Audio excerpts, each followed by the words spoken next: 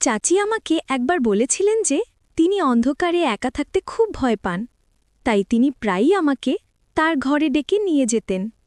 একদিন বাড়িতে আমাদের দুজন ছাড়া আর কেউ ছিল না। হঠাৎ প্রচণ্ড ঝড় আর বৃষ্টি শুরু হলো। চাচি আমাকে তার ঘরে ডাকলেন। যখন ঘরে ঢুকলাম, চাচিকে দেখে আমি চমকে গেলাম, কারণ তিনি অনেক সুন্দর ছোট জামা পরেছিলেন। চাচা তখন কয়েক মাসের জন্য বাইরে গিয়েছিলেন। কাজের খাতিরে চাচি আমাকে একদিন অন্ধকারের অজুহাতে তার ঘরে ডেকেছিলেন। এক রাতে যখন আমি ও চাচি ঘাটে ঘুমাচ্ছিল, মাঝরাতে হঠাৎ করে আমি কিছু অদ্ভুত অনুভব করলাম।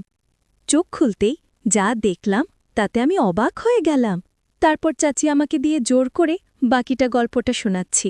আমার নাম অর্ণব। আমি ২১ বছর বয়সী। আমার চাচি ছিলেন অনেক সুন্দর আর অনেক ফর্সা, যে কেউ তাকে দেখলে মুগ্ধ হয়ে যাবেন। চাচাও তার রূপের প্রেমে পড়ে তাকে বিয়ে করেছিলেন। চাচি সব সময় সাজগোজ করে থাকতেন।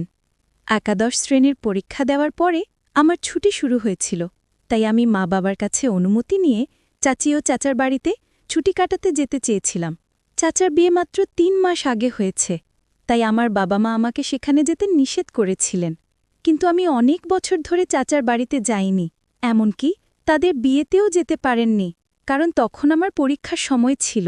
চাচার সঙ্গে দেখা করার জন্য আমি খুব আগ্রহী ছিলাম এবং নতুন চাচিকে দেখতে চাইছিলাম।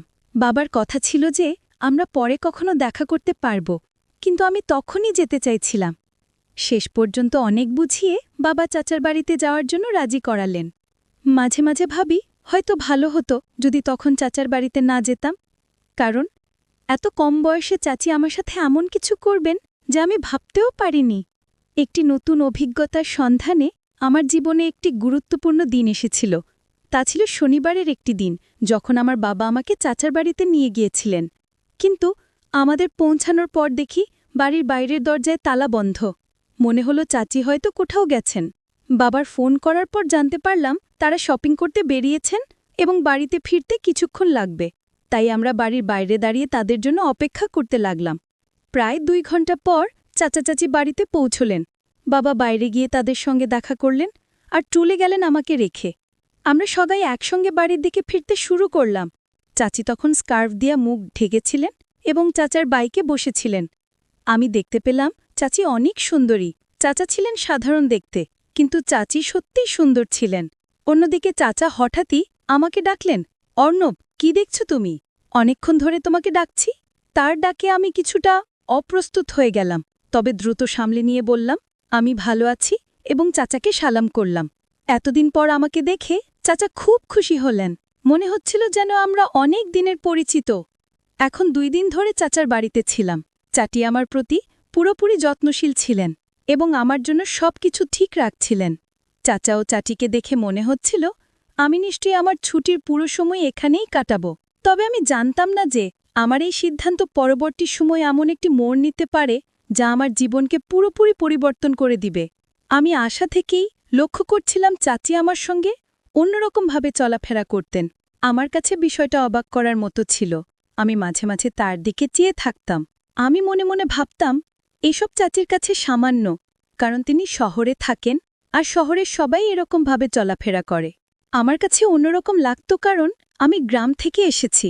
সেখানে কেউ এভাবে চলাফেরা করত না। আমি আসার পর থেকেই চাচি আমার অনেক কাছাকাছি থাকতে শুরু করেছিলেন। তার এমন ব্যবহারে আমি মাঝে মাঝে ভাবতাম আমরা অনেক আগে থেকেই পরিচিত। তৃতীয় দিন সকালে যখন আমি ঘুম থেকে উঠলাম, তখন বেলা ৪টা। ঘর থেকে বেরিয়ে দেখি চাচা ব্যাগ গোছাচ্ছেন। তাকে ব্যাগ গোছাতে দেখে আমি জিজ্ঞাসা করলাম, চাচা, আপনি এত সকালে কোথায় যাচ্ছেন? চাচা বললেন যে তাকে একটি জরুরি কাজে ২ মাসের জন্য বিদেশে যেতে হচ্ছে। আমি হতাশ হয়ে বললাম, কি বলছেন চাচা? আমি তো এখানে মাত্র ২ দিন হলো এসেছি এবং আপনি এত তাড়াতাড়ি চলে যাচ্ছেন। আমি আপনাকে যেতে দেব না। চাচা আমাকে বোঝাতে লাগলেন এটা আমার জন্য একটি গুরুত্বপূর্ণ সুযোগ। যদি আমি হারিয়ে ফেলি তাহলে আমি নিজেকে মূর্খ মনে করব। এই প্রজেক্টের কাজের অভিজ্ঞতা আমাকে ভবিষ্যতে একটি ভালো পদে এনে দিতে পারে। চাচার কথার গুরুত্ব বুঝতে পেরে আমি আর কিছু বললাম না। বললাম, ঠিক আছে, আজ সন্ধ্যায় আমি বাবাকে জানিয়ে দিচ্ছি আর আমি নিজের বাড়ি চলে যাব। বাবা এসে আমাকে নিয়ে যাবে, কারণ আপনি না থাকলে আমি এখান থেকে কি করব?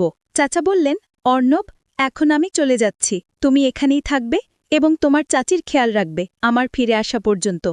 তোমাকে এখানেই থাকতে হবে। তার কথা শুনে আমি অবাক হয়ে গেলাম। চাচা মানে অন্ধকারে ভয়? এটা আমার কল্পনাতেও ছিল না। চাচির সম্পর্কে নতুন তথ্য আমাকে কিছুটা হতাশ করেছিল। প্রথমে তো আমি রাজি হতে চাইছিলাম না, কিন্তু চাচার জোর করার জন্য তার কথা আমাকে শুনতেই হলো। তারপর আমি চাচির দিকে তাকালাম। আমার কথা শোনার পর চাচি আমার দিকে তাকিয়ে অদ্ভুতভাবে হাসছিলেন। মনে হলো আমার এখানে থাকার কথা শুনে তিনি অনেক খুশি হয়েছিলেন। আমি চাচাকে সাহায্য করতে লাগলাম তার কাপড় গুছিয়ে রাখতে, এবং পরে তাদের বিমানবন্দরে পৌঁছে দিল। চাচাকে বিদায় জানিয়ে আমিও চাচি বাড়িতে ফিরলাম। বাড়িতে তখন শুধু আমি এবং চাচি। আমি চাচার সঙ্গে শহরে ঘুরে বেড়ানোর পরিকল্পনা করেছিলাম, কিন্তু চাচা বেরিয়ে যাওয়ায় সবটা ভেস্তে দিল। তবে এটি ভাবার চেয়ে বেশি গুরুত্বপূর্ণ হল চাচি। চাচা যাওয়ার পর রাতে নিজের ঘরে বসে মোবাইলে নাটক দেখেছিলাম। কিছুক্ষণ পর নাটক দেখে বিরক্ত লাগলো। ভাবলাম টিভি দেখা যাক, তাই বসার ঘরে গিয়ে টিভি চালিয়ে বসলাম। একটু পর চাচি এসে হেসে বললেন, "কি রে অর্ণব, চাচা চলে যাওয়ার পর কি এই বাড়িতে তোমার মন বসছে না?" তাই আমি কিছু ঘন্টার জন্য বাইরে বেরোনোর সিদ্ধান্ত নিলাম।